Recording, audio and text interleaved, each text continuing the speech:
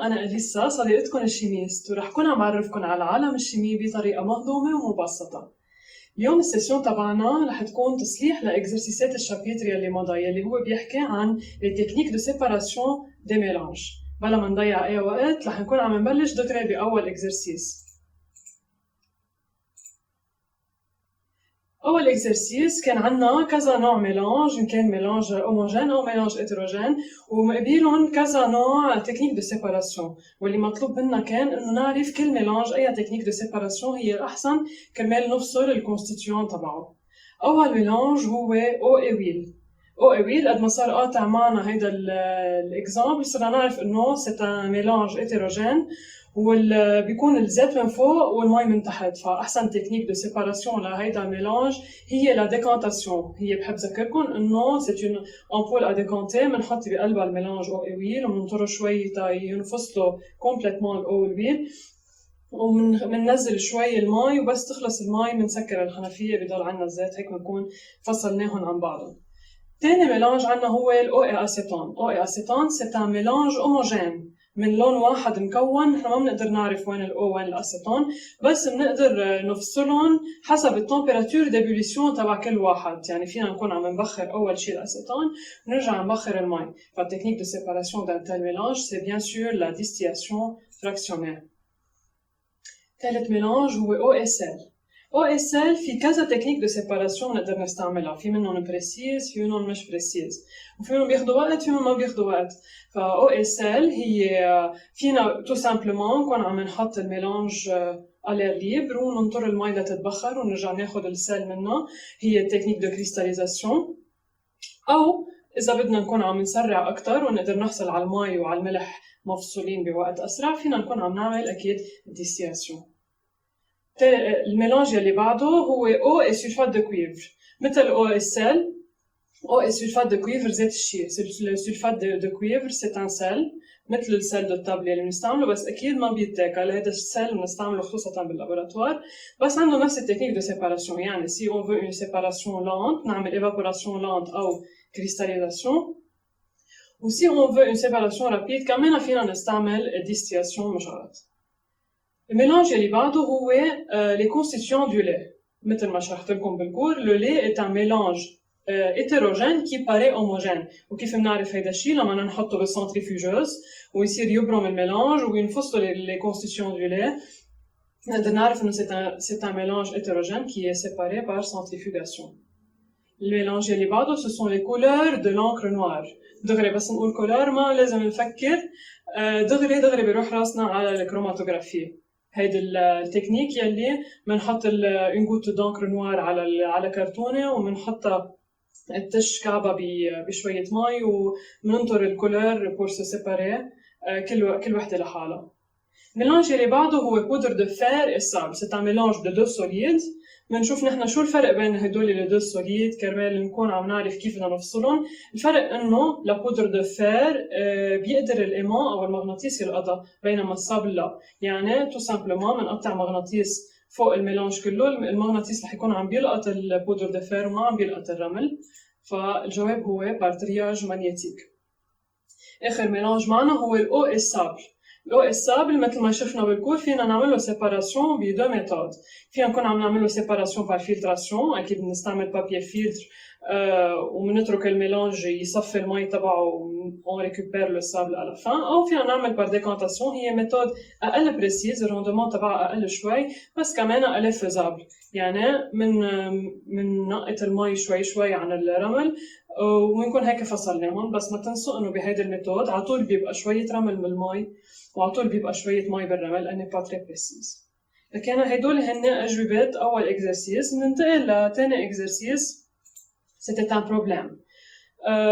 هيدا الشيء جديد ما نذكر بالكور، بس حلو انه نعرفه. لا ديكانتاسيون سيت اون ميثود كون يوتيليز دون لي لابوراتوار دون لي زوبيتو او بمختبرات التحاليل الدم. يعني نحن كيف بس نروح نعمل فحص دم، كيف بيعملوا فحص دم؟ الدم يلي بياخذوه منا بيحطوه دون دي تيوب سبيسيو وبحطوهم بالمكنه السنتريفيوجوز، هي ذاتها يلي شفناها باكزامبل لو لي دو فاش، بس بيستعملوها باللابوراتوار وبتبرم à une très grande vitesse. هيك بينفصلوا les constituants du sang. البروبليم كان أول سؤال est-ce que le sang est un mélange homogène ولا hétérogène؟ أكيد بما إنه حكينا إنه les différents constituants du sang كانوا حيكونوا عم ينفصلوا يعني c'est un mélange hétérogène qui paraît homogène لأنه نحن بس نطلع بتيوب الدم بس يعملوا يسحبوا لنا دم بنشوف لون واحد يلي هو الروج بس en fait le sang il a plusieurs constituants يعني il est hétérogène أصلاً لأنه شيء إنه نفوته بالسنتريفيجوز رح ينفصلوا هول الكونستيتيون فهو أصلاً hétérogène بس il paraît à l'œil nu homogène. تاني سؤال comment fonctionne une centrifugeuse؟ هون فينا نشرح بحيلا ترم بنلاقيهم convenable لنا نشرح كيف بتشتغل السنتريفيجوز يعني on met l'échantillon أو le sang إذا بدنا بهذا البروبليم بنحطه بالتيوب بنحط التيوب بقلب المكنة les deux تيوب بين بعضهم وبندور السنتريفيجوز فيها تكون مانويل وفيها تكون إلكتريك وelle tourne à une très grande vitesse وبالاخر après un certain temps on arrête on enlève les tubes ou on a le mélange séparé. آخر سؤال كان إنه الجلوبول الروج هن أتقل شيء والبلازما هو أخف شيء. السؤال كان كيف رح يكونوا مقسمين les constituants du sang بقلب هيدا التيوب. مثل ما قبل شرحنا إنه من بعد السنتريفيغاسيون الكونستيتيون اللي أتقل رح يكون علقان بالكعب والكونستيتيون اللي أخف رح يفوش على الوجه. فبما انه le sang il contient trois constituants فاول constituant راح يكون les globules rouges بكعب التيوب ثاني constituant les globules blancs et les plaquettes دغري فوقهم واخر شيء اللي اخف شيء اللي هو البلازما. ثالث exercice عندنا une ampoule à décanter وعندنا 5 mélanges. اي mélange on peut séparer dans cette ampoule وكيف رح تصير هيدي السيباراسيون؟ أول شيء تنشوف شكل الأمبول أديكانتي هي بهذا الشكل هي un peu arrondie وشوي allongée كمان وبالآخر عندها حنفية. تنشوف الميلانجات يلي عنا إياهم عنا un mélange de poudre de fer et de poudre de craie, un mélange de sable et de cailloux, du lait de vache, un mélange d'eau et d'huile ou un mélange d'eau et de sel. رح نشتغل par élimination. شو يعني par élimination؟ يعني كل ميلانج نحن اكيدين انه ما فينا نعمل له سيباراسيون بالامبول اديكونتي رح نشيله على جنب بالاخر الميلانج اللي رح يبقى لنا رح يكون هو هيدا الجواب. اول شيء dans une ampoule à décanter on sépare un mélange hétérogène لكن on peut pas séparer l'eau et le sel. هيدا الميلانج شلناه على جنب. وكمان le lait de vache كقد ما صرنا عايدينه هيدا الاكزامبل صرنا نحفظه انه le lait de vache il est séparé par centrifugation يعني on peut pas le séparer par décantation. آخر شيء le mélange qui doit être séparé dans une ampoule à décanter doit seulement contenir des liquides يعني حيلا mélange فيه solide ما في يفوت على الامبول à décanter. فلي deux exemples اللي هن le sable et les cailloux la poudre de fer et la poudre de craie ما فينا نستعملهم بالامبول à décanter. شو بيبقى لنا الميلانج بالاخر l'eau et huile. السؤال اللي بعده comment seront divisés les différents constituants à l'intérieur de l'ampoule يعني نحن بس نحط المي والزيت بقلب الامبول كيف رح يكونوا مفصولين؟ أكيد بما إنه الزيت أخف من المي بس تتركها يرتاح الميلانج رح يكون المي بالكعب والويل رح تفوش على الوجه. آخر سؤال quel constituant sera récupéré en premier؟ كلمة récupéré يعني أي هو أنا رح أحصل عليه من الأمبول قبل الثاني. أكيد بما إنه المي تحت والزيت فوق المي رح تكون أول شيء عم تنزل من الحنفية لكن le premier constituant récupéré c'est l'eau et le deuxième constituant récupéré c'est l'huile. هيك بيكون خلص ثالث exercice. رابع exercice c'était une question à choix multiple. يعني أول سؤال هو un mélange de poudre de craie et d'eau peut être séparé par. قبل ما نشوف les techniques de séparation لازم نعرف شو الميلانج اللي عنا إياه. poudre de craie et d'eau يعني فينا نقول مثل c'est du sable et de l'eau لأنه البودر de craie ما كتير بتدوب بقلب المي. فالتكنيك دو سيباراسيون اللي عنا اياهم هن ديستياسيون، سنتريفيغاسيون، كروماتوغرافي اي ايفابوراسيون. كمان رح نشتغل بار اليميناسيون، اذا نحن مش دغري بنعرف الجواب الصح فينا نشتغل بار اليميناسيون تنقدر نوصل للجواب الصح. اول شيء فينا نقول انه الكروماتوغرافي فينا ما نستعملها لانه c'est une technique pour séparer les constituants de colorés d'une encre او حيلا شيء عنده الوان، فهيدا الشيء فينا نشيله على جنب. سنتريفيغاسيون فينا نشيلها على جنب كمان لانه ما فينا نستعملها dans ce cas. لكن بيبقى لنا الديستillation والévaporation. Alors, les deux peuvent être utilisés, بس dans notre cas, on utilise l'évaporation لأنه distillation فيها chauffage. وأنا ما بنصحكم تستعملوا chauffage avec tous les mélanges لأنه أوقات il y a des constituants بينتزعوا بس نسخنهم. فأحسن ما نخاطر ونغلي قصص ما بنعرف شو بيصير فيها بس نغليها، نستعمل تكنيك الايفابوراسيون. هلا صحيح هي سيت اون تكنيك لانت بس بتوصلنا لنتيجه بلا ما نكون عم ننزع الكونستيتيون يلي عنا اياهم. لكن اون لي سيبار بار ايفابوراسيون، بنترك المي تتبخر اون اوبتيان على فان لا بودر دو كري ولو بتكون تبخرت. ثاني وحده لا ديستيلاسيون سو في برينسيبالمون اون دو ايتاب كونسيكوتيف. هيدا الشغله ما جبنا سيرتها بالكور بس رح نجرب نحلل سوا شو هن الاتاب دو لا ديستيلاسيون. اول شيء نحن اذا بنتذكر شيمات ديستيلاسيون هو اول شيء عم نكون عم نغلي الميلانج تبعنا وبس يطلع الفابور ال سو كوندانس وبتنزل بالريسيبيون الاخراني. لكن اول اتاب سيت اون ايبوليسيون، عم نغلي الميلانج. وثاني اتاب بس يسقع الفابور بالريفريجيران عم بتكون عم تعمل كوندنساسيون. لكن لي دو اتاب سو ايبوليسيون سويفي دون كوندنساسيون. هيدا الجواب الصح. ننتقل على خامس اكزرسيس. خامس اكزرسيس عملنا شيء بيشبهه باول شابيتر، هن انا دو فير دو، واحد فيه او سالي وواحد فيه او ديستيه، بس نحن ما بنعرف ايهو فيه او سالي ايهو فيه او ديستيه. اول شابيتر استعملنا تكنيك معينه كرمال نعرف لو كونتوني دو شاك فير. هلا رح نستعمل التكنيك دو سيباراسيون لنعرف لو كونتوني دو شاك فير. كيف بنعرف اي هو فيه او سالي واي هو فيه او ديستيه؟ إذا منفكر شوي نقدر نعرف إنه إذا بخرنا المي وبقي ملح بنكون هيدي كانت أو ديبيو لو سالي، وإذا بخرنا المي وتبخرت كله وما بقي شيء بيكون سيتي دو لو ديستيي. بس كرمال لنعمل هيدي التكنيك رح نستعمل التكنيك دو ديستيلاسيون. لكن بنعمل المونتاج تبع ديستيلاسيون ومنبلش on commence à chauffer disons le verre A و on commence à chauffer. إذا en fin de distillation بطلت عم بتنقط مي بالآخر، يعني خلصوا الميات وطلعت بالبالون اللي بالأول أنا ولقيت إنه ما فيه شيء، لكن le verre A contenait de l'eau distillée. وإذا au contraire il contient du sel وخلص خلصت l'évaporation تبعي ما بقى في شيء يتبخر، لكن elle contenait de l'eau de mer.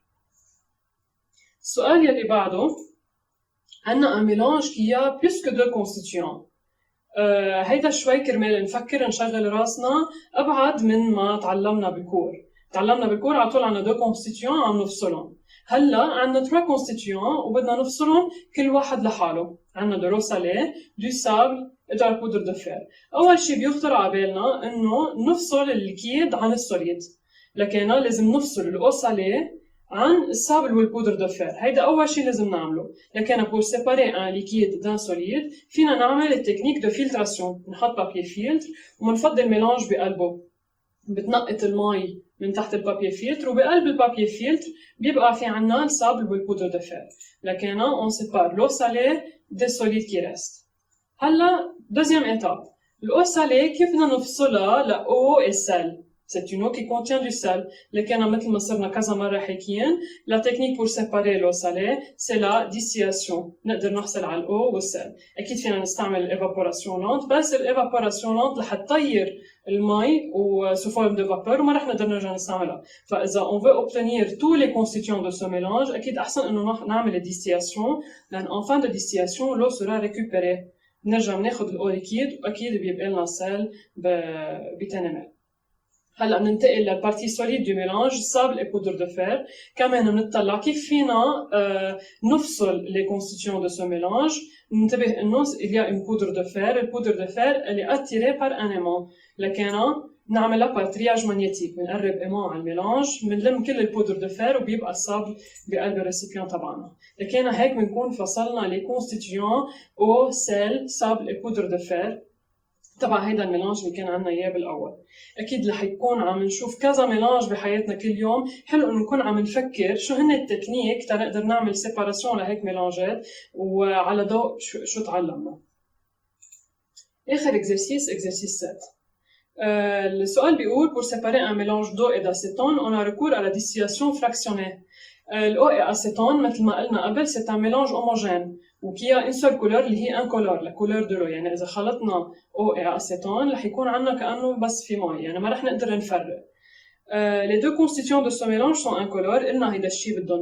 Comment peut-on identifier la nature du liquide qui coule en fin de condensation pour pouvoir bien séparer l'eau de l'acétone؟ يعني أنا رح بلش بخر، رح بلش أعمل ébullition ويتبخر ويعمل كوندنساسيون بالريفريجران وحيبلش شي ينقط بقلب الإرلنمير بالآخر. بس أنا كيف بعرف شو الشي اللي عم بينقط؟ مثل ما قلت لكم باللابوراتوار دو شيمي ممنوع ضوء وممنوع شم، يعني ما رح أعرف هيدا الكونستيتيون اللي عم بينقط إذا هو مي ولا هو أسيتون، ما اثنيناتهم فرد لون. فشو رح نعمل؟ الريمارك اللي لازم ننتبه لها أكيد بهيك إكزرسيس هي إنه on doit toujours observer la température qu'indique le thermomètre. يعني في ترمومتر إذا بتلاحظوا مشكوك من فوق البالون رح يكون عم بيزين حرارة الفابور يلي عم تطلع، فأنا لازم أكون عم راقب هيدي التمبيراتور كرمال لأعرف شو ناتور الفابور يلي عم تطلع. يعني نحن بنعرف إنه المي تتبخر à 100 دوغري، اوكي فاين، نطلع على الترمومتر منه عاطي 100 دوغري en début d'ébullition، طلع ووقف على تمبيراتور تانية. هلا نحن قبل هيدي الاكسبيرينس بنكون عاملين اون بتيت ريشيرش، لو اكيد بنعرف انه بتتبخر على 100 دوغري، هيدا الشيء صرنا نعرفه.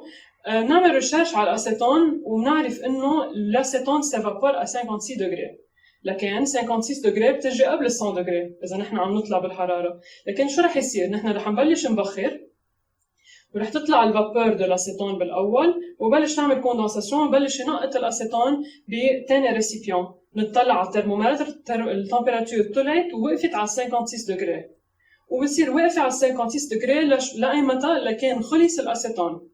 اخر شيء بنضل نراقب هيدي التمبيراتور لحديت ما تبطل على 56 تبلش تطلع. شو بيصير بس تبلش تطلع؟ بيكون هون خلص الاسيتون، بس يخلص الاسيتون شو بدها تبلش المي تتبخر.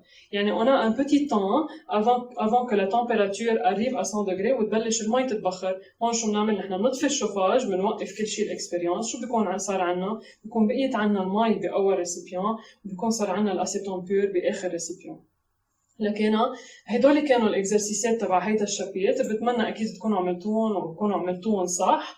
وانا بتلاقى معكم بفيديو جديد على شابيتر جديد ونتعلم قصص جديده بالشيمياء. اكيد ما تنسوا لايك شير اند سبسكرايب على الصفحه تبعنا تضلوا عم بتتابعوا الكونتنت تبعنا. باي باي.